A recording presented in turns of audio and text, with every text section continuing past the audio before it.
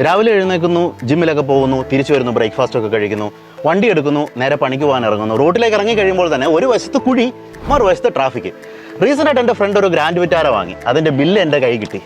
ആ ബില്ല് നോക്കിക്കഴിഞ്ഞാൽ ഞാൻ ഞെട്ടിപ്പോയി. ഫാക്ടറി പ്രൈസ് 7,57,931 രൂപ. ഓൺ റോഡ് പ്രൈസ് 13,59,270 രൂപ. ഏകദേശം 6 ലക്ഷം രൂപേൻ്റെ വ്യത്യാസം. ഇതെങ്ങനെ ശരിയാവും? ഈ കണക്കുകൾ ശരിയാവുന്നില്ലല്ലോ. 2009 ടൊയോട്ട ഫോർച്യൂണർ ഇറങ്ങി. ഫാസ്റ്റ് ട്രാക്ക് മാഗസിനിലെ പടമൊക്കെ വെട്ടി ഭിത്തിയിലൊട്ടിച്ച് ഇത് എൻ്റെ ഡ്രീം കാറാണെന്ന് പറയുമായിരുന്നു. ഞങ്ങൾക്കൊരു മാരുതി 800 ആയിരുന്നു അന്ന് ഉണ്ടായിരുന്നത്. അന്നത്തെ അതിൻ്റെ ഓൺ റോഡ് പ്രൈസ് ഏകദേശം 20 ലക്ഷം രൂപയായിരുന്നു. ഇന്ന് ഏകദേശം 60 ലക്ഷം രൂപയാണ്. ഇത് ഒരു ഡ്രീം കാറായിട്ട് തന്നെ ഇരിക്കുമായിരിക്കും ഇനി ഭാവിയിൽ. കാറിൻ്റെ എക്കണോമിക്സ് രൂപപ്പെടുത്തുന്ന വളരെ കോംപ്ലക്സ് ആയിട്ടുള്ള അദൃശ്യമായിട്ടുള്ള ഒരു സിസ്റ്റമുണ്ട്.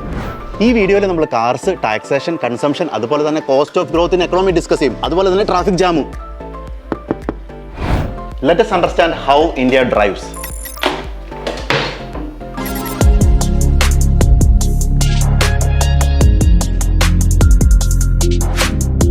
ലോകത്ത് ഏറ്റവും കൂടുതൽ ജനസംഖ്യയുള്ള രാജ്യം ഇന്ത്യയാണല്ലോ. കാർ ഓണർഷിപ്പ് പെർ 1000 എന്നുള്ള കണക്കെടുത്ത് കഴിഞ്ഞാൽ ഇന്ത്യയിൽ 34, ചൈനയിൽ 251, US 850 എന്നാണ് കണക്ക്. അതായത് 1000 പേരിൽ 850 പേർക്ക് US കാറുകൾ ഉള്ളപ്പോൾ ഇന്ത്യയിൽ ആ സംഖ്യ 34ആണ്. കഴിഞ്ഞ 10 വർഷം കൊണ്ട് ഈ സംഖ്യ ഇരട്ടിയായി. ഇനി അത് ഇരട്ടിക്കുകയേ ഉള്ളൂ. ആക്ച്വലി ബാംഗ്ലൂർ സിറ്റിയിൽ നോക്കിക്കഴിഞ്ഞാൽ 4 മിനിറ്റിൽ ഒരു പ്രൈവറ്റ് കാർ വെച്ച് നിരത്തിൽ ഇറങ്ങുന്നുണ്ടെന്നാണ് കണക്ക്. നമ്മുടെ റോഡ്സ് മെയിൻലി ഡിസൈൻ ചെയ്തിരിക്കുന്നത് 2 വീലേഴ്സിന് പോകാനും അതുപോലെ തന്നെ പെഡസ്ട്രിയൻസിന് യൂസ് ചെയ്യാനാണ്. ഞാൻ എൻ്റെ വീട് വയനാട്ടിലാണ്. ഒരു ട്രാഫിക് സിഗ്നൽ പോലും വയനാട്ടിൽ ഇല്ലാതിരുന്ന സമയത്ത് ഞാൻ ചെന്നൈക്ക് പോയി. ഞാൻ കണ്ട ചെന്നൈ ഭയങ്കര ഡിഫറൻ്റ് ആയിരുന്നു. 2 ലൈൻ റോഡ് ആണെങ്കിൽ അവിടെ 4 ലൈൻ വരെ ട്രാഫിക്കിൽ ഇങ്ങനെ നിരന്ന് നിൽക്കുകയാണ്. ആളുകൾക്ക് നടക്കാൻ റോഡിന് അടുക്കുള്ള സ്ഥലമില്ല, പാർക്കിംഗ് സ്പേസ് ഇല്ല, വണ്ടികളെല്ലാം റോഡിൽ പാർക്ക് ചെയ്തിരിക്കുന്നു, മൊത്തം പൊടിയും ചെളിയുമായിട്ടിരിക്കുന്നു. ഇതൊക്കെ ഭയങ്കര വ്യത്യാസമായിരുന്നു വയനാട് എന്ന് പറഞ്ഞ ഒരു കൊച്ചു ജില്ലയിൽ നിന്ന് വന്ന എനിക്ക്. അതുപോലെ തന്നെ ശേഷം ഞാൻ മുംബൈയിലേക്ക് പോയപ്പോൾ ട്രാഫിക് ഭയങ്കര ഹൊറിബിളായി.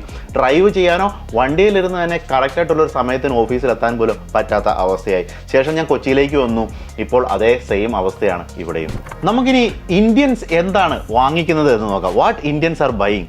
അതായത് 5 വർഷം മുന്നേ 1 out of 2, അതായത് 2 കാറിൽ 1 ഒരു ഹാച്ച് ബാക്ക് ആയിരുന്നു. ഇപ്പം അത് 4 കാറിൽ 1 അതുപോലെ തന്നെ SUV എന്ന് പറയുന്ന കാറ്റഗറിയുടെ സെയിൽ ഓൾമോസ്റ്റ് ഡബിൾ ആവുകയും ചെയ്തു. നമ്മുടെ നാട്ടിലെ കൺജസ്റ്റഡ് റോഡാണ്, പക്ഷേ വാഹനങ്ങൾ വലുതായി വരികയാണ്. പ്രൈസ് കുറയുന്നുമില്ല, പ്രൈസ് കൂടിക്കൊണ്ടിരിക്കുകയാണ്. പ്രൈസ് കൂടിക്കൊണ്ടിരിക്കുന്ന സാഹചര്യത്തിലും എന്തുകൊണ്ടായിരിക്കും ആളുകൾ വലിയ കാറുകൾ വാങ്ങുന്നത്? പ്രൈസ് ഒന്നും ഇന്ത്യക്കാർക്ക് ഒരു വിഷയമല്ലാതെ മാറുകയാണോ? ആ ആൻസർ കണ്ടുപിടിക്കാൻ വേണ്ടിയിട്ട് നമുക്ക് 2006 ഒരു പ്രധാനപ്പെട്ട സംഭവത്തിലേക്ക് പോകണം. ഇന്ത്യൻ ഗവൺമെൻറ് 2000-ൻ്റെ ഏകദേശം പകുതി ഒക്കെ, അതായത് 2005-2006 കാലഘട്ടങ്ങൾ, ആ കാലഘട്ടങ്ങളിൽ 3 കമ്പീറ്റിംഗ് ഗോൾസുമായിട്ടാണ് ഇന്ത്യൻ ഗവൺമെൻറ് മാനേജ് ചെയ്യാൻ ശ്രമിച്ചുകൊണ്ടിരുന്നത്. ഒന്നെന്ന് പറഞ്ഞാൽ ഓട്ടോ ഇൻഡസ്ട്രി ഗ്രോ ചെയ്യണം, 2 കൺജഷൻ റോഡിൽ റെഡ്യൂസ് ചെയ്യണം, അതുപോലെ തന്നെ റവന്യൂ ഇൻക്രീസ് ചെയ്യണം. ഓഫ് കോഴ്സ് ഈ സംഭവങ്ങൾക്കെല്ലാം സൊല്യൂഷനായിട്ട് ഒരു ജീനിയസ് ആയിട്ട്, പക്ഷെ ഒരു ആർബിട്രറി റൂളാണ് ഗവൺമെൻറ് കണ്ടുപിടിച്ചുകൊണ്ട് വന്നിരിക്കുന്നത്. കംപ്ലീറ്റ്ലി ഇന്ത്യൻസ് മുന്നോട്ട് ഡ്രൈവ് ചെയ്യുന്ന കംപ്ലീറ്റ് കാർസും ഡിഫൈൻ ചെയ്തത് ആ ഒരു റൂള് പ്രകാരമാണ്. എന്താണ് ആ റൂള്? ഗവൺമെൻറ് ഒരു ടാക്സ് ഡിസ്റ്റിങ്ഷൻ കൊണ്ടുവന്നു. അതായത് 4 മീറ്ററിൽ താഴെയുള്ള പെട്രോൾ എഞ്ചിൻ 1.2 ലിറ്ററിൽ താഴെയുള്ള കാറുകൾക്കും അതുപോലെ തന്നെ 1.5 ലിറ്റർ ഡീസൽ എഞ്ചിൻസും 4 മീറ്റർ താഴെയാണെങ്കിൽ 28% GSTയും 1% സെസ്സും, അന്ന് വാറ്റായിരുന്നു, GST കണക്ക് പ്രകാരം ഒരു 29% ടാക്സ്. 4 മീറ്ററിൽ കൂടുകയാണെങ്കിലോ ഏകദേശം 22% സെസ്സും കൂടി ഇട്ടിട്ട് ഏകദേശം 50% ടാക്സ് കൂടുകയാണ് ചെയ്തത്. ഈ ഒരു ഡിസ്റ്റിങ്ഷൻ വന്നത് തന്നെ ഇന്ത്യക്കാരുടെ കാറുകൾ വാങ്ങുന്ന കംപ്ലീറ്റ് മാർക്കറ്റും ഒരു ഷഫിൾ ആണ് ആയത്. റിസൾട്ടായിട്ട് വന്നത് 4 മീറ്റർ കാറുകളാണ്. അതായത് നിങ്ങൾക്ക് നോക്കിക്കഴിഞ്ഞാൽ കാണാം കിയ സോണറ്റ്, അതുപോലെ തന്നെ Hyundai venue, Maruti Brezza, Tata Nexon. ഈ കാറുകളുടെ എല്ലാം ഡയമെൻഷൻ ലെങ്ത് എന്ന് പറയുന്നത് 3995 mm ആണ്. അതായത് 4 മീറ്ററിൽ നിന്നും 5 mm എന്ന് പറഞ്ഞാൽ ഏകദേശം ഇത്രയും വരും കേട്ടോ. കറക്റ്റ് കോമ്പാക്ട് SUVs എന്നൊരു മാർക്കറ്റ് കറക്റ്റ് എക്സ്പ്ലോഷൻ ആവുകയാണ് ചെയ്തത്. മാനുഫാക്ചറർ പുതുതായിട്ട് റീഡിസൈൻ ചെയ്യേണ്ട വന്ന മോഡൽസ്, ഗ്ലോബൽ മോഡൽസ് എല്ലാം ഇന്ത്യയിലേക്ക് കൊണ്ടുവന്ന് തിരിച്ചു വന്നതിന് കംപ്ലീറ്റ് ക്രാംഡപ്പ് ആയി. പക്ഷേ ഒരു ഇന്ത്യക്കാർക്ക് എപ്പോഴും ഒരു വലിയ കാർ, ഒരു look and feel of SUV SUV എന്ന നിലയ്ക്ക് വലിയ വലിയ കാറുകൾ പിന്നെ കംപ്ലീറ്റ് ആയിട്ട് ഇറക്കാൻ തുടങ്ങി. മാർക്കറ്റ് കംപ്ലീറ്റ് ആയിട്ട് എക്സ്പ്ലോർഡായി. ഞാനും ഒരു മാരുതി സുസുക്കി ബ്രസ്സ വാങ്ങുകയും ചെയ്തു. കുറച്ച് നാളുകളത്തേക്ക് ഈ റൂള് വർക്കായി. ഈ 4 മീറ്റർ സെഗ്മെന്റിന്റെ കാറുകൾ കുറച്ച് സെയിൽസ് പക്ഷേ കുറഞ്ഞു. അതുപോലെ തന്നെ മാനുഫാക്ചേഴ്സ് നല്ല ഇന്നോവേറ്റീവായി പുതിയ പുതിയ മോഡൽസ് ഒക്കെ അവതരിപ്പിക്കാൻ തുടങ്ങി. However every system adapts. സിസ്റ്റത്തിന് ഒരു അഡാപ്റ്റേഷൻ ഉണ്ട്, ഒരു ത്രെഷോൾഡ് ഉണ്ട്. അതിലേക്ക് ഈ സിസ്റ്റം എത്തുകയും ചെയ്തു. എന്താണ് അടുത്തത് ഹാപ്പൻ ആയത്? ഹ്യൂമൻ സൈക്കോളജിയും വന്നു, മാർക്കറ്റ് ഫോഴ്സസും വന്നു. ഈ രണ്ട് സംഭവങ്ങൾ സംഭവിച്ചു. വളരെ അൺഎക്സ്പെക്റ്റഡ് ആയിട്ടുള്ള ഒരു സംഭവിക്കലാണ് നടന്നത്. ആളുകൾ വീണ്ടും വലിയ കാറുകൾ വാങ്ങാൻ തുടങ്ങി, വലിയ വലിയ കാറുകളിലേക്ക് വരാൻ തുടങ്ങി. ഒരു കംപ്ലീറ്റ് SUV, ചെറിയ SUV പോരാണ്ടായി. മഹീന്ദ്ര താർ എന്നുള്ള മോഡലൊക്കെ കംപ്ലീറ്റ് എക്സ്പ്ലോർഡായി. അതുപോലെ തന്നെ ഇന്ത്യയിലെ റോഡ് കംപ്ലീറ്റ്ലി പ്രാക്ടിക്കൽ അല്ലാത്ത രീതിയിൽ, അതായത് പ്രെഡിക്റ്റബിൾ അല്ലാത്ത രീതിയിലേക്ക് കംപ്ലീറ്റ് ഇന്ത്യൻസിൻ്റെ റോഡ് സിസ്റ്റം തന്നെ കംപ്ലീറ്റ് റോഡ് നെറ്റ്വർക്ക് മാറി. കുറച്ച് നേരം നല്ല സ്മൂത്ത് റോഡായിരിക്കും, കുറച്ച് നേരം തന്നെ ആ ഹൈവേ തന്നെ ഒരു കുറച്ച് ദൂരം ചെന്ന് കഴിഞ്ഞാൽ തന്നെ വലിയ വലിയ കുഴികളുള്ള റോഡ്. അപ്പോൾ ഗ്രൗണ്ട് ക്ലിയറൻസ് എന്ന് പറയുന്നത് ഒരു നെസസിറ്റി ആയി. ആളുകൾ കംപ്ലീറ്റ് ആയിട്ട് റഗഡ് SUVs വാങ്ങാൻ തുടങ്ങി.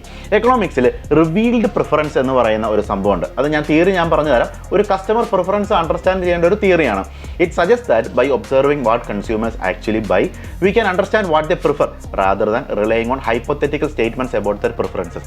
നമ്മൾ മാർക്കറ്റ് അനാലിസിസ് കാര്യങ്ങളെല്ലാം നടത്തി കഴിയുമ്പോൾ നമ്മൾ കസ്റ്റമർ പ്രിഫറൻസിനെ പറ്റി ഒരു അനാലിസിസ് ഒക്കെ ചെയ്യുമ്പോൾ പല പല തിയറികളുണ്ട് കേട്ടോ. അതായത് ഈ റിവീൽഡ് പ്രിഫറൻസ് എന്ന് പറയുന്ന ഒരു തിയറി പറയുന്നത് ആളുകൾ വാങ്ങുന്ന സംഭവത്തെ ഒബ്സർവ് ചെയ്താൽ മതി, വേറെ ഹൈപ്പോത്തറ്റിക്കൽ സ്റ്റേറ്റ്മെന്റ്സിലോ അല്ലെങ്കിൽ ഹൈപ്പോത്തറ്റിക്കൽ മാർക്കറ്റ് സ്റ്റഡിയിലേക്കൊന്നും പോകണ്ട. അതാണ് റിവീൽഡ് പ്രിഫറൻസ്. ആളുകൾ റിവീൽഡ് പ്രിഫറൻസിൽ വന്നു കഴിയുമ്പോൾ എന്താണ് ആളുകൾ വാങ്ങുന്നത്? Bigger and bigger SUVs. എന്തുകൊണ്ടാണ് ആളുകൾ വാങ്ങുന്നത്? അവർക്ക് മാനുവറബിലിറ്റിയോ അല്ലെങ്കിൽ ടൗണിൽ കൂടെ ഇങ്ങനെ പോകണമെന്നോ അങ്ങനെയൊന്നുമില്ല. ആളുകൾക്ക് ലോ മെയിൻ്റനൻസ് വേണം, അതുപോലെ തന്നെ റഗഡ്നെസ് വേണം, ഡ്യൂറബിലിറ്റി വേണം. 2018 ടാറ്റ നെക്സോൺ ഒരു 5 സ്റ്റാർ കാർ ലോഞ്ച് ചെയ്തു. നമ്മുടെ സേഫ്റ്റി റേറ്റിംഗ് 5 സ്റ്റാർ. ഞാൻ 2020 വൈഫിന് ഒരു കാർ വാങ്ങണം എന്ന് പറഞ്ഞപ്പോൾ ഞാൻ സജസ്റ്റ് ചെയ്തത് ടാറ്റ നെക്സൺ തന്നെയാണ്. എന്തുകൊണ്ടാണ്? എന്നെപ്പോലുള്ള കൺസ്യൂമേഴ്സ് കംപ്ലീറ്റ് ആയിട്ട് നമ്മുടെ സേഫ്റ്റി ഒരു ഓപ്ഷണൽ ഫീച്ചർ ആയിരുന്ന ഒരു കാലഘട്ടത്ത് ക്രംബിൾ സോണിനെ പറ്റിയും സേഫ്റ്റി 5 സ്റ്റാറിനെ പറ്റിയൊക്കെ ഭയങ്കരമായിട്ട് അറ്റൻഷൻ കൊടുത്തു തുടങ്ങി. ഏത് കാറുകളാണ് നല്ല സേഫ് ആയിട്ടുള്ള കാറുകൾ? കുട്ടി ഹാച്ച് ബാക്കുകളാണോ അതെയോ നല്ല റഗഡായിട്ടുള്ള വലിയ വലിയ SUVs ആണോ? SUVs തന്നെ. ഇനി നമുക്ക് ഇന്ത്യയിൽ കാർ വാങ്ങുന്നത് ഒരു ഇമോഷനാണ്, ഒരു വലിയൊരു ഗോളാണ്. സാധാരണ ആളുകൾ ഒരു കാർ വേണം, കാർ വന്നാൽ ഒരു പത്രാസാണ് എന്ന് തന്നെ നമുക്ക് പറയാം. അത് കേരളത്തിലെ മാത്രം അവസ്ഥയല്ല, ഇന്ത്യയിലെ കംപ്ലീറ്റ് അവസ്ഥയാണ്. കാർസ് ഒരു ട്രാൻസ്പോർട്ടേഷൻ മോഡ് മാത്രമല്ല, ഒരു ആസ്പിരേഷൻ ആയിട്ടാണ് അത് സോൾവ് ചെയ്യുന്നത്. അതായത് നിങ്ങൾ ഈ കാർ വാങ്ങിയാൽ നിങ്ങൾ സമൂഹത്തിൽ ഇന്ന ലെവലായി എന്നുള്ള ഒരു ഇൻഡയറക്റ്റ് അഡ്വർടൈസ്മെൻറ്റ് വരെ കാർ കമ്പനികൾ കൊടുത്തു തുടങ്ങി. ശേഷം റിസൾട്ട് എന്തായി? നമ്മൾ ചെറിയ ഒരു കാർ മാത്രമല്ല വാങ്ങുന്നത്, നമ്മൾ വലിയ വലിയ കാറുകളിലേക്ക് വാങ്ങാൻ തുടങ്ങി. ഈ റീസെൻ്റ് ആയിട്ട് എൻ്റെ ഒരു കൂട്ടുകാരനെ ഞാൻ അവനോട് സംസാരിച്ചപ്പോൾ അവന് ഓൾറെഡി ഒരു ഹോം ലോൺ അവനുണ്ട്.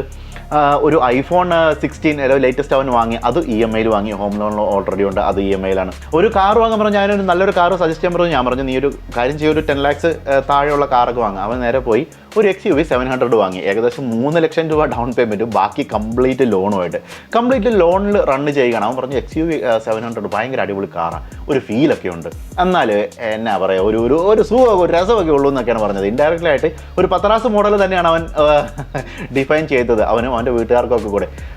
Nothing is bad. പക്ഷേ ഇത് ഒരു ബാഡ് സ്റ്റേറ്റ്മെൻ്റ് അല്ല. അതാണ് കമ്പനീസ് നമ്മൾക്ക് സെല്ല് ചെയ്തുകൊണ്ടിരിക്കുന്നത്. വലിയ വലിയ SUVs വാങ്ങുക. മൊത്തം ഇന്ത്യയിലെ അവസ്ഥ തന്നെയാണ്. ഒരു average price of the car 2019 7.6 lakh ആയിരുന്ന ഒരു സംഖ്യ 2024 ഒരു കാറിൻ്റെ ആവറേജ് പ്രൈസ് എന്ന് പറയുന്നത് 11.5 ലക്ഷമായി 2024. നമ്മുടെ എക്കണോമിക്കൽ ഗ്രോത്തിനെ ഭയങ്കരമായിട്ട് ഔട്ട്പേസ് ചെയ്യുന്ന ഒരു ഫിഗർ തന്നെയാണ് ഇത്. നമ്മുടെ സൺറൂഫ് ഫിനോമിന നിങ്ങൾക്ക് അറിയത്തില്ല. കാറുകളിൽ എന്തിനാണ് ഇന്ത്യയിൽ സൺറൂഫ്? ഓൾറെഡി ചൂട് കാലാവസ്ഥയാണ്, കംപ്ലീറ്റ് ആയിട്ട് മഴ പെയ്യുന്ന ഒരു കാലാവസ്ഥയാണ്, അല്ലെങ്കിൽ പൊടി ഉണ്ടാവും, ഡസ്റ്റ് ഉണ്ടാവും. സൺറൂഫ് ആകപ്പാട് നൈറ്റ് വെറുതെ ഷോ ഓഫിനും വെറുതെ അതിൻ്റെ മേലെ കയറി നിൽക്കാനുമാണ് സൺറൂഫ് ഉപയോഗിക്കുന്നത്. എല്ലാവരും അതിൻ്റെ മേലെ കയറി, അതല്ല സൺറൂഫിൻ്റെ പർപ്പസ്.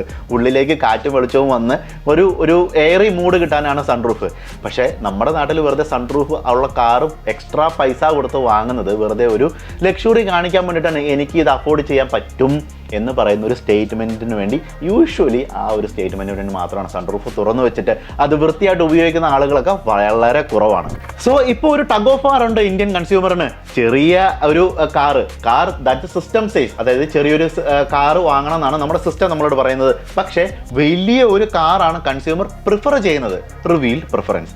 കാറ് നമ്മുടെ കൺസ്യൂമറിൻ്റെ ബഡ്ജറ്റ് കംപ്ലീറ്റ് ആയിട്ട് സ്ട്രെച്ച് ചെയ്യുകയാണ്, രണ്ട് കൈ നീട്ടി അങ്ങോട്ടും ഇങ്ങോട്ടും പിടിക്കാനുള്ള ഒരു ടഗ് ഓഫ് വാറായി മാറുകയാണത്. നമുക്ക് നമ്മുടെ ഒറിജിനൽ കോർ ക്വസ്റ്റ്യനിലേക്ക് തിരിച്ചു വരാം. Why cars are expensive? ഞാൻ വീഡിയോൻ്റെ ആദ്യമേ പറഞ്ഞല്ലോ എൻ്റെ കൂട്ടുകാരൻ്റെ ഗ്രാൻഡ് വിറ്റാരൻ്റെ ബില്ല് എനിക്ക് കിട്ടിയായിരുന്നു. അവൻ്റെ ഗ്രാൻഡ് വിറ്റാരൻ്റെ ഫാക്ടറി പ്രൈസ് ആ ബില്ലിൽ എഴുതിയിരിക്കുന്നത് 7,57,931 രൂപയാണ്. അതിനകത്ത് നമുക്ക് ഏകദേശം ഒരു 3 മുതൽ 5% വരെ ഡീലറിൻ്റെ കമ്മീഷനായിട്ട് നമുക്ക് കുറയ്ക്കാം, ഒരു 40,000 രൂപ. ഒരു 12% ഏകദേശം അപ്രോക്സിമേറ്റ്ലി നമുക്കൊരു ഫാക്ടറീൻ്റെ കമ്മീഷനായിട്ട്, അതായത് മാനുഫാക്ചറിൻ്റെ, ഫോർ എക്സാമ്പിൾ മാരുതിൻ്റെ കമ്മീഷനായിട്ട് നമുക്ക് കുറയ്ക്കാം, അതൊരു 1,30,000. ഇതെല്ലാം കഴിഞ്ഞിട്ട് അപ്രോക്സിമേറ്റ്ലി ആ വണ്ടി ഉണ്ടാക്കാനുള്ള ചിലവ് എന്ന് പറയുന്നത് 5,75,000 രൂപ മാത്രമേ ഉള്ളൂ മാസ് പ്രൊഡ്യൂസ് ചെയ്യുമ്പോൾ. ഈ വണ്ടിയുടെ ഓൺ റോഡ് വിലയാണ് 13,59,000 രൂപ. ആ ഒരു ഭീകരത മനസ്സിലാകുന്നുണ്ടോ? അതിനകത്ത് എക്സ് ഷോറൂം പ്രൈസിൽ തന്നെ CGST ഉണ്ട് 14%, SGST ഉണ്ട് 14%, സ്റ്റേറ്റിൻ്റെ ടാക്സ് GST, ഒരു കോമ്പൻസേഷൻ സെസ് ഉണ്ട് 17%, പിന്നെ TCS കൊണ്ട് കളക്ട് ചെയ്യുന്നുണ്ട് കേട്ടോ, ടാക്സ് കളക്റ്റഡ് സോഴ്സ് 1%. എല്ലാം കൂടെ കൂട്ടി എക്സ് ഷോറൂം പ്രൈസ് 10,99,000 രൂപ. ഇതിൻ്റെ മേലെയാണ് റോഡ് ടാക്സ് എന്ന് പറയുന്ന ഒരു സാധനം വരുന്നത്. സോ ആക്ച്വലി ഫാക്ടറി പ്രൈസ് കഴിഞ്ഞിട്ട് നമ്മൾ ഓൾറെഡി ഒരു GST അടച്ച്, കോമ്പൻസേഷൻ സെസ് എല്ലാം അടച്ച്, ഒരു ടാക്സ് അടച്ചിട്ട് അതിൻ്റെ മേലെയാണ് റോഡ് ടാക്സ് വരുന്നത്. എല്ലാം കൂടെ കൂട്ടി ടാക്സിൻ്റെ മേലെ ടാക്സായി, പിന്നെ ഇൻഷുറൻസിൻ്റെ പൈസയായി. അതെല്ലാം ഈ ഓൾറെഡി ടാക്സബിൾ ഓൾറെഡി ടാക്സ് ചെയ്ത പൈസേൻ്റെ മേലെ ടാക്സ് ഓവർ ടാക്സ് ആണ് ഇതെല്ലാം വരുന്നത്. പിന്നെ അതിൻ്റെ മേലെ ഒരു ഷോറൂം പ്രൈസ് വരുന്നില്ല കേട്ടോ, അതും ഗവൺമെൻറ് കളക്ട് ചെയ്ത് പോക്കറ്റിൽ ആദ്യം വെക്കുകയാണ്. പിന്നെ നമുക്ക് രജിസ്ട്രേഷൻ ചെയ്യണം, പിന്നെ നമുക്ക് ഫാസ്റ്റായി കിടക്കണം. അതുപോലെ തന്നെ ഈ കാറുകൾ ഉണ്ടാക്കിയത് കംപ്ലീറ്റ് ഇന്ത്യ എന്നായിരിക്കുമല്ലോ, ഇത് ഇമ്പോർട്ട് ചെയ്തിട്ടുള്ള പാർട്സൊക്കെ അതിൻ്റെ ഓൾറെഡി ഇമ്പോർട്ട് ഡ്യൂട്ടീസും കാര്യങ്ങളൊക്കെ ഓൾറെഡി ഈ 5,75,000 ആ 5,25,000 രൂപയ്ക്ക് അടച്ചിട്ടുണ്ടാവും. അവിടെ ഒരു ടാക്സ് ഓവർ ടാക്സ് വന്നു. പിന്നെ നമ്മൾ ഫ്യൂലിൻ്റെ ടാക്സ് അടയ്ക്കണം, വണ്ടി സർവീസ് ചെയ്യാൻ ടാക്സ് അടയ്ക്കണം, ആക്സസറീസ് വെക്കാൻ ലേബർ ചാർജ് ടാക്സ് അടയ്ക്കണം. കാർ ഓണർഷിപ്പ് എന്ന് പറയുന്നത് എല്ലാ സ്റ്റെപ്പിലും ടാക്സബിൾ ആണ്, ടാക്സ് ചെയ്തിരിക്കണം. ഇന്ത്യയിൽ റിയലിസ്റ്റിക്കലി ഭയങ്കര കൂടുതലാണ് താനും. നമുക്ക് അടുത്ത ക്വസ്റ്റ്യനിലേക്ക് നമുക്ക് പോകാം. നമുക്ക് ഗവൺമെൻറ്റിൻ്റെ പെർസ്പെക്റ്റീവിലേക്ക് പോകാം. ഗവൺമെൻറ്റിൻ്റെ സൈഡ് നമുക്കൊന്ന് ചിന്തിക്കണല്ലോ. ഇന്ത്യ എന്ന് പറയുന്നത് വേൾഡ്സ് സെക്കൻഡ് ലാർജസ്റ്റ് റോഡ് നെറ്റ്വർക്കാണ്. നമുക്ക് ഈ എക്സ്പെൻസീവാണ് ഈ റോഡ് നെറ്റ്വർക്കും കാര്യങ്ങളൊക്കെ മെയിൻറ്റെയിൻ ചെയ്യുന്നത്. ഒബ്വിയസ്ലി റോഡ് പൊളിയും പിന്നെയും പണിയണം, അതൊക്കെ വേറെ പൊളിറ്റിക്കൽ സൈഡ് വേറെ ഉണ്ടെന്നുണ്ടെങ്കിലും സിറ്റീസിലെ റോഡെല്ലാം കൺജസ്റ്റഡാണ്, അതിന് വേറെ സർവീസസും കാര്യങ്ങളൊക്കെ ഉണ്ട്. അതുപോലെ തന്നെ പബ്ലിക് ട്രാൻസ്പോർട്ടൊക്കെ നമുക്ക് മെയിൻറ്റെയിൻ ചെയ്യണം. സോ ഗവൺമെൻറ്റിൻ്റെ ഒരു ഇത് പ്രകാരം, ഒരു വീക്ഷണകോണ് പ്രകാരം കാറുകളെ ടാക്സ് ഹൈ ആക്കി കഴിഞ്ഞാൽ നമുക്ക് പബ്ലിക് ട്രാൻസ്പോർട്ടൊക്കെ ആളുകൾ കൂടുതൽ ഉപയോഗിക്കുന്നൊക്കെയാണ്. ഇതെല്ലാം ഷൈനി പുറത്ത് കാണുന്നുണ്ട് എങ്കിലും ഉള്ളിലുള്ള മോട്ടീവ് ശരിക്കും വേറെയാണ്. ഗവൺമെൻറ്റിന് ഒരു വമ്പൻ റവന്യൂ സോഴ്സാണ് ഇന്ത്യയുടെ ഗ്രോയിങ് ഓട്ടോ ഇൻഡസ്ട്രി. കാറുകൾ എന്ന് പറയുന്നത് ഭയങ്കര ഒരു അടിപൊളി റവന്യൂ സോഴ്സാണ്. ഫൈനാൻഷ്യലിൽ 2022-2023 ഏകദേശം 1.5 ലക്ഷം കോടി രൂപയാണ് ഓട്ടോ ടാക്സസ് ആയിട്ട് ഗവൺമെൻറ്റിൻ്റെ കയ്യിലെത്തിയിരിക്കുന്നത്. കാർ എന്ന് പറയുന്നത് ഒരു ടാക്സേഷൻ ടാർഗറ്റ് തന്നെയാണ്. ഡിഫറെൻറ്റ് സ്റ്റേറ്റിന് ഡിഫറെൻറ്റ് റേറ്റ് ആണ്. ഇന്ത്യയിൽ, കേരളത്തിൽ ഒരു കാർ വാങ്ങുന്ന വ്യത്യാസം, കർണാടകയിൽ ഒരു കാർ വാങ്ങുന്ന വ്യത്യാസം, ഗുജറാത്തിൽ ഒരു കാർ വാങ്ങി ഏകദേശം 1 ലക്ഷം രൂപേൻ്റെ കുറവ്. അതുപോലെ തന്നെ ഏതെങ്കിലും കാർ ഇന്ത്യയിലേക്ക് ഇമ്പോർട്ട് ചെയ്യണമെന്നുണ്ടെങ്കിൽ ഏകദേശം 100% അതിൻ്റെ മേലെ ഇമ്പോർട്ട് ഡ്യൂട്ടിയും ടാക്സസും. എങ്കിലും ഫാക്റ്റ് എന്താണെന്ന് വെച്ച് കഴിഞ്ഞാൽ കാറുകൾ പിന്നെയും വിറ്റുകൊണ്ടേയിരിക്കുകയാണ്. Question, where does India go from here? എങ്ങോട്ടാണ് നമ്മുടെ പോക്ക്? നമ്മുടെ ഇലക്ട്രിഫിക്കേഷൻ കാര്യങ്ങളൊക്കെ ഉണ്ട്, അതിനെല്ലാം ടാക്സിൻ്റെ ഇൻസെൻറ്റീവ്സ് ഒക്കെ കൊടുത്തിട്ടുണ്ട്. പക്ഷേ same space, same SUVs, same models, same traffic jam, metros, public transport, ഇതൊക്കെ ഉണ്ട്. എങ്കിലും ആളുകൾ ഇതൊക്കെ കംപ്ലീറ്റ് ആയിട്ട് ഉപയോഗിക്കുന്നുണ്ടോ? ഒരു ക്വസ്റ്റ്യൻ ആണ് അതിനകത്ത് ആക്ച്വലി. പക്ഷേ ഇതിനെല്ലാം ടൈം എടുക്കും. എല്ലാവർക്കും കാറുകൾ വേണം, എല്ലാവർക്കും ഷൈനി വേണം, എല്ലാവർക്കും അവനവൻ്റെ വർത്ത് പ്രൂവ് ചെയ്യണം. നമുക്ക് ഒരു ഭാവിയിലേക്ക് നോക്കാം എന്തായിരിക്കും വരിക എന്നുള്ളത്. നമ്മുടെ പാരൻസ്, ഇപ്പോൾ എൻ്റെ പാരൻസിനൊക്കെ കാറുകളില്ലായിരുന്നു. ഒരു കാർ ഉണ്ടായിരുന്നു പാരൻസിനും, അമ്മയ്ക്ക്, അച്ഛന്, എനിക്ക്, അനിയത്തിക്ക് ഒക്കെ കൂടി ഒരു കാറ്. നമ്മുടെ ഭാവിയിൽ എന്തായിരിക്കും? ഇപ്പോൾ എനിക്കൊരു കാറുണ്ട്, എൻ്റെ വൈഫിനൊരു കാറുണ്ട്. ബിക്കോസ് നമ്മൾ രാവിലെ എഴുന്നേറ്റ് വേറെ സെപ്പറേറ്റ് വഴിക്കാണ് പോകുന്നത്, അതൊന്നായിട്ട് ഡീൽ ചെയ്യാൻ പറ്റില്ല. ഒബ്വിയസ്ലി നമ്മുടെ കുട്ടികളും വളർന്നു വന്നു എന്നുള്ള സ്ഥിതിയിൽ എത്തിക്കഴിയുമ്പോൾ മേ ബി ഒരു 20 years 25 years down the line അവർക്കും ഓരോരോ കാർ വീതം ഉണ്ടാവും. കാരണം അവർ ഓരോ സ്ഥലത്തേക്ക് പോകുന്നു. ടോട്ടൽ 4 കാർ ഒരു ഫാമിലിയിൽ 4 പേർക്ക് എന്നുള്ള അവസ്ഥയിലേക്ക് വരികയാണ്. പ്രോബബ്ലി ഇതായിരിക്കും ഇന്ത്യയിലേക്ക് വരാനിരിക്കുന്നത്. 2030 കൂടിയിട്ട് ഇന്ത്യ വേൾഡ്സിലെ 3rd ലാർജസ്റ്റ് ഓട്ടോ മാർക്കറ്റായി മാറുകയാണെന്നുള്ളതാണ് പ്രഡിക്ഷൻസ്. പക്ഷേ ഗവൺമെൻറ് ഇൻഫ്രാസ്ട്രക്ചറും എൻവയോൺമെൻറ്റും ഒക്കെ എങ്ങനെ മാനേജ് ചെയ്യും എന്നുള്ളത് വലിയൊരു ക്വസ്റ്റ്യൻ തന്നെയാണ് കേട്ടോ. ചുരുക്കി പറഞ്ഞു കഴിഞ്ഞാൽ ടാക്സേഷൻ, അതുപോലെ തന്നെ ആസ്പിരേഷൻ, മാർക്കറ്റ് ഫോഴ്സസ്, ഇൻഫ്രാസ്ട്രക്ചർ, ഇതിൻ്റെ എല്ലാം ഒരു കോമ്പിനേഷനാണ് കാറിൻ്റെ പ്രൈസ് ഇന്ത്യയിലുള്ളത്. ഒരു കാറിൻ്റെ വാല്യൂ ഇന്ത്യൻസിൻ്റെ പെർസ്പെക്റ്റീവിൽ നമ്മൾ കാണുമ്പോൾ ശരിക്കും ഒരു പ്രൈസ് ടാഗിൽ മാത്രം ഒതുങ്ങുന്നതല്ല. പക്ഷേ ഡ്രീം കാർസ് എന്നും ഡ്രീം കാർസ് ആയിട്ട് ഇരിക്കുകയും ചെയ്യും. നമുക്ക് ഓരോ കാറ് വിൽക്കുമ്പോഴും നമുക്ക് പ്രോഗ്രസ് ഉണ്ടായി എന്ന് നമുക്ക് പറയാൻ കഴിയുമോ?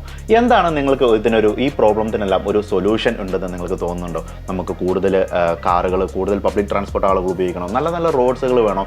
ശരിക്കും ഒരു വലിയ ക്വസ്റ്റ്യനിലേക്കാണ് ഞാൻ ഈ വീഡിയോയ്ക്ക് വേണ്ടി റിസർച്ച് ചെയ്തപ്പം എനിക്ക് ചിന്ത വന്നത്. ശരിക്കും ഇന്ത്യയിൽ ഈ കാറുകളെല്ലാം വാങ്ങിയിട്ട് ഡ്രൈവിംഗ് എന്ന് പറയുന്നത് പ്ലഷറബിൾ ആണോ? പക്ഷേ എനിക്ക് പ്ലഷറബിളായിട്ട് തോന്നിയില്ല. ഞാൻ റോട്ടിലേക്ക് ഇറങ്ങി കഴിഞ്ഞാൽ എനിക്ക് ടെൻഷനാണ്. എനിക്ക് ആദ്യമാണ് എൻ്റെ കാറിൽ ആരെങ്കിലും വന്ന് തൊട്ടോ അവിടുന്ന് ഇവിടുന്ന് തൊട്ടോ. എന്താണ് നിങ്ങളുടെ അഭിപ്രായം? നിങ്ങൾക്കും അങ്ങനെ തന്നെയാണോ? ശരിക്കും പബ്ലിക് ട്രാൻസ്പോർട്ട് ഉപയോഗിക്കുന്നത് നല്ലൊരു ഓപ്ഷനാണോ? നമ്മൾ ഫാമിലി ആയിട്ടൊക്കെ കുഞ്ഞു കുട്ടികളൊക്കെ പോകുമ്പോൾ നമുക്ക് റിലയബിളായിട്ട് നമുക്കൊരു കാറ് വാങ്ങുന്നതാണോ അതോ പബ്ലിക് ട്രാൻസ്പോർട്ടിലേക്ക് പോകുന്നതാണോ നമുക്ക് ലാഭം? ആ ഒരു ഫ്രണ്ടിൻ്റെ കഥ ഞാൻ പറഞ്ഞില്ലേ, EMI ഒക്കെ എടുത്തിട്ട് ലോൺ വാങ്ങിയേ. അങ്ങനെയുള്ള ഫ്രണ്ടിൻ്റെ അവസ്ഥയൊന്നും വരാതിരിക്കാനായിട്ട് ഞാൻ മുന്നേ കുറച്ച് വീഡിയോസ് ചെയ്തിട്ടുണ്ട്. എൻ്റെ ഫൈനാൻഷ്യൽ അഡ്വൈസറിന് ഞാൻ അങ്ങോട്ട് പൈസ കൊടുത്തിട്ട് പുള്ളി പറഞ്ഞ സീക്രട്സ് എല്ലാം ഞാൻ നിങ്ങളോട് വിശദീകരിച്ചുകൊണ്ട് ആ വീഡിയോസൊക്കെ പോയി കാണുക. Keep pushing in the gym. Questions എല്ലാം ഉത്തരം നിങ്ങളുടെ കമൻറ്റ് ബോക്സിൽ നിങ്ങൾ അറിയിക്കുമല്ലോ. നിങ്ങളുടെ ചോദ്യങ്ങൾ, നിങ്ങളുടെ അഭിപ്രായങ്ങളും അറിയിക്കുമല്ലോ. See you in the next video. Signing off, Tinso bro.